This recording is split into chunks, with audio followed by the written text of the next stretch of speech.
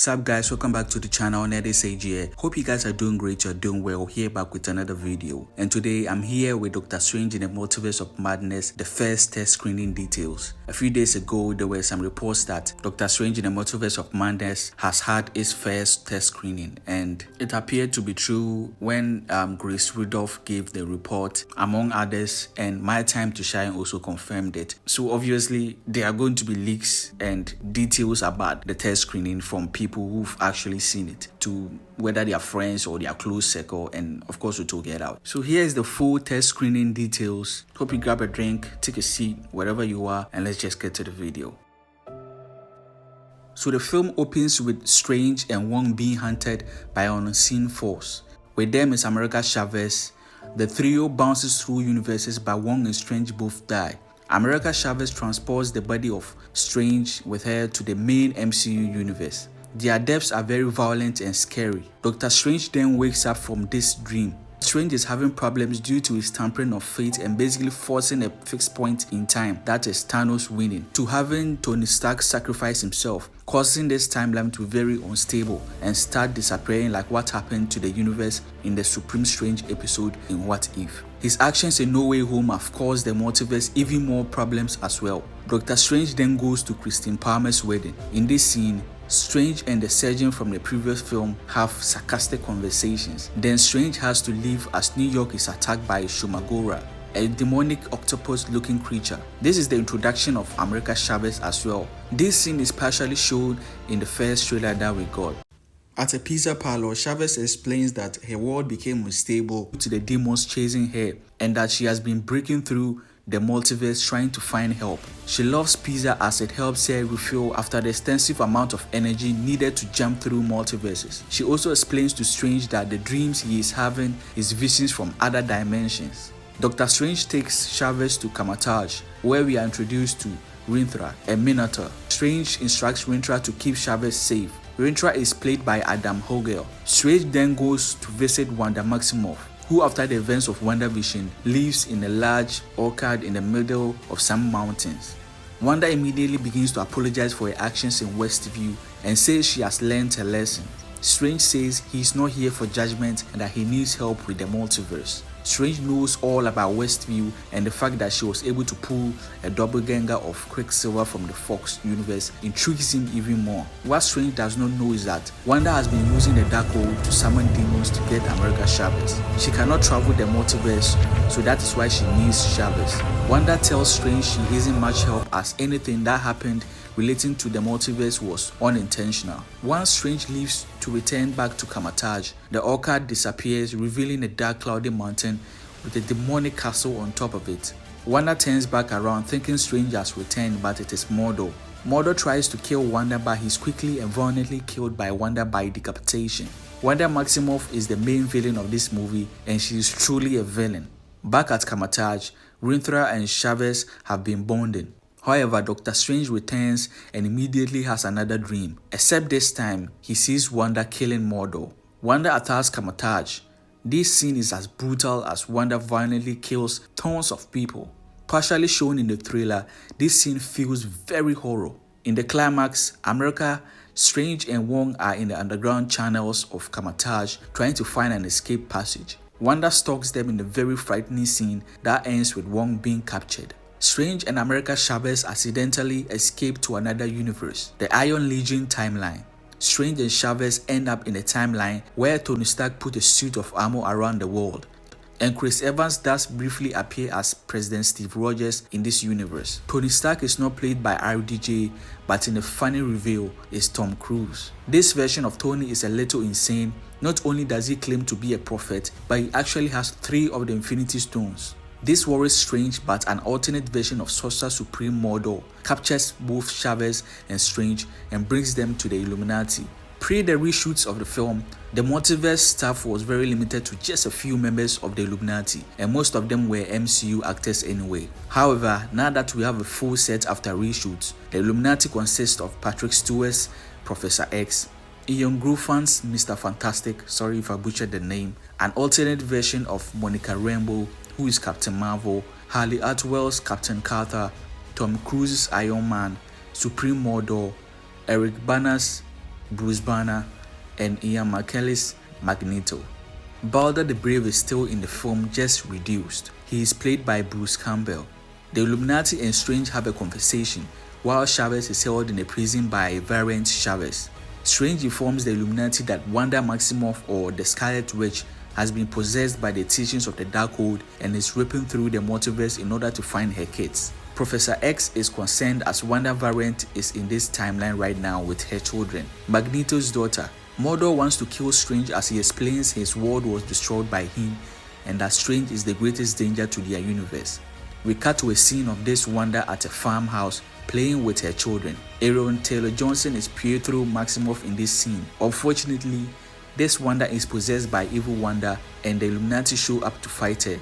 This scene is actually insane as the X-Men, Hugh Jackman's Wolverine, Femme Janssen's Jean Grey, James Madison's Cyclops, and Halle Berry's Storm, Jessica Alba's Invisible Woman, a CGI version of Michael Charles III, all show up to fight Wanda as well. The Illuminati try to fight the Scarlet Witch but unfortunately are all obliterated. Wolverine's death is the one in the most violent way. Professor X tried to exorcise her but she kills him by snapping his neck. By this point in the film, Wanda's appearance is starting to change into a dark, decaying look. Her variants decay quickly due to the dark power. Variant Christine Palmer breaks Strange and Chavez out of prison. Strange and Chavez and Palmer are stalked by evil Wanda as they go through an underground sanctum. They open one door to see the multiverse that looks like a void. This is partially shown in the trailer also. Palmer is able to open the door with her watch. Chavez is captured by Wanda, and Strange and Christine are thrown into another universe. This universe is a completely ruined New York City. The Strange in this universe is the evil one from the trailer. Meanwhile, Rintra rallies the sorcerers together in the main timeline universe to cast a spell to keep Wanda out of Camotage. Unfortunately, the sorcerers are mostly all killed when Wanda infiltrates the mind of novice sorcerers with visions of horror. With their last breath, a sorcerer sacrifices himself to destroy the Darkhold. Wanda threatens to destroy all of reality if Wong does not tell her where to find another copy of the Darkhold. He tells her that the Darkhold is etched into a castle on top of the Wendigo Mountain, the birthplace of chaos magic. Wong realizes at this point that demons are corrupting Wanda's thoughts to try and plunge the universe into chaos. Wanda takes Chavez and Wong to the castle. This castle is very gothic and is very Sam Raimi.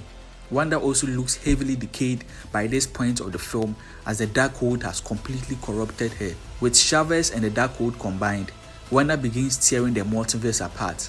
We see this cause chaos in the multiverse as variety of realities from previous films are shown.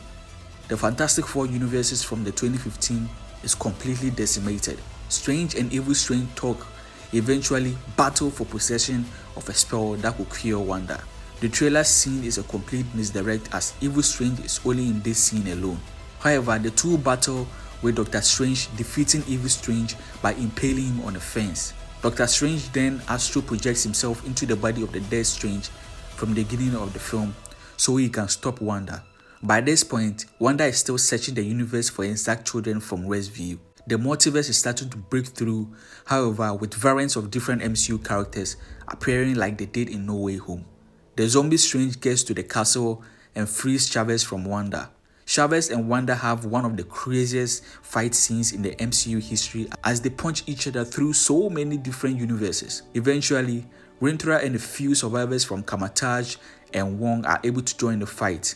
Doctor Strange is able to get Christine and his body back from the ruined New York City timeline. He comes up with a plan.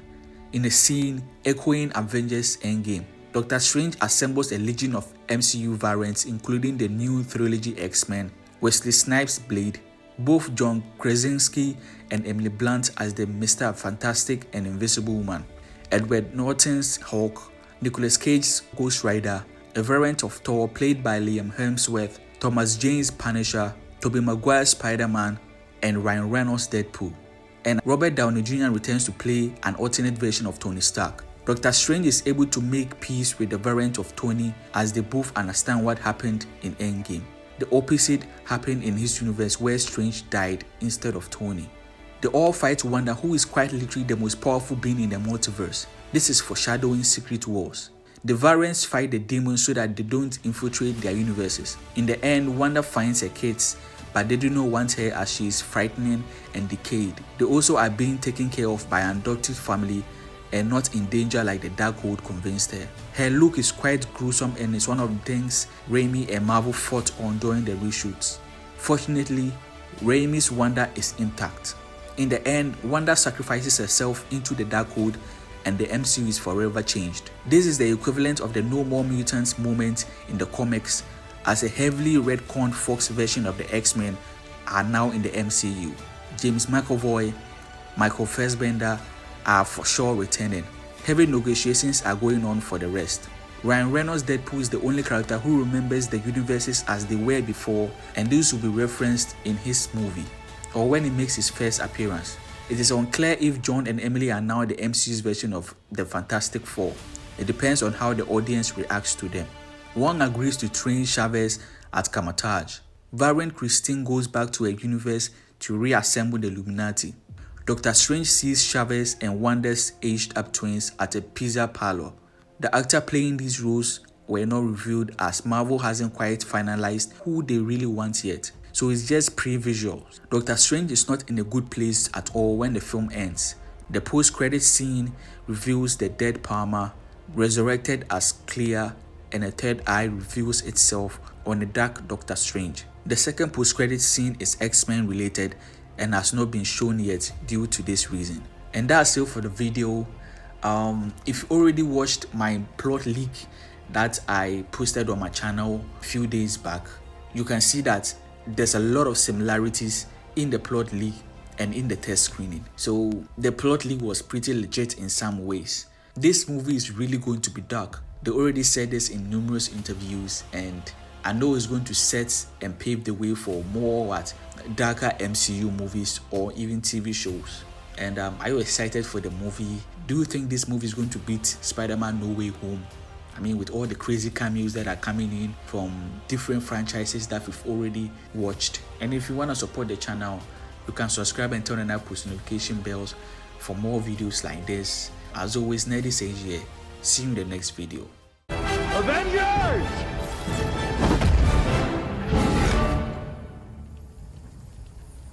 Assemble.